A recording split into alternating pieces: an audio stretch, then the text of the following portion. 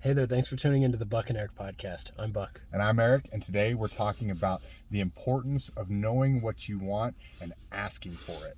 Now, this is something that I've always been exceptionally good at. When I'm going into a conversation, and it's benefited me tremendously when I've got into sales, is when I'm getting into a relationship with a new person or a new client, I always just ask them, hey, let's imagine that this goes in a great direction, that we end up cooperating together and it's mutually beneficial. What does that look like for you?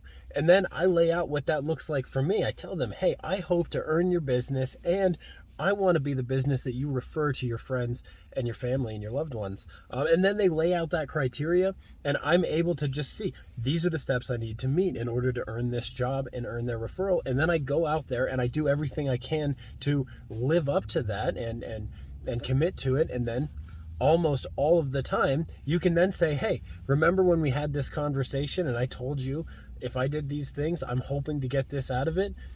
Here we are. Do you think I did a good job on delivering? Definitely. And from a structural standpoint, the reason that this is so important, the reason this is so beneficial is it solves two problems. One is it helps to set those expectations up front. So you know what your customer wants of you without having to guess. So they're going to tell you exactly what they want.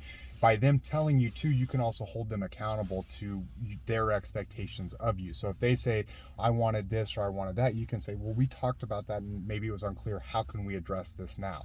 It helps to keep people accountable on both sides.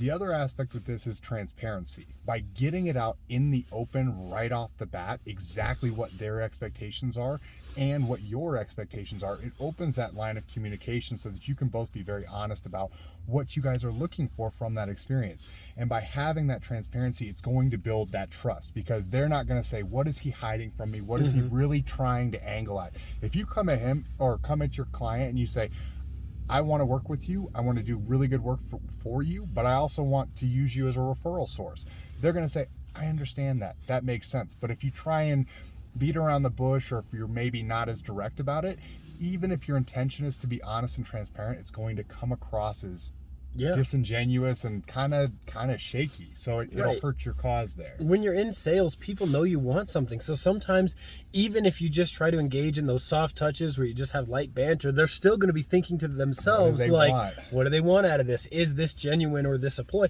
By getting it on the table in the very beginning, not only are you disarming them because now they know what you want and they see the direction you're trying to go, but also they're able to identify the opportunities and quantify it in their mind, how they can give you what you want. If you tell someone what you want, if you don't tell them what you want, they might not recognize when they have the opportunity to give that to you. Exactly. So a couple key takeaways there, guys. Let us know what you think. Let us know how that's worked for you, and always be direct. Just ask for what you want. And if they say no, it's just rejection. Learn from it and make progress. So like, subscribe, let us know what you think, and we'll see you next time. See you next time.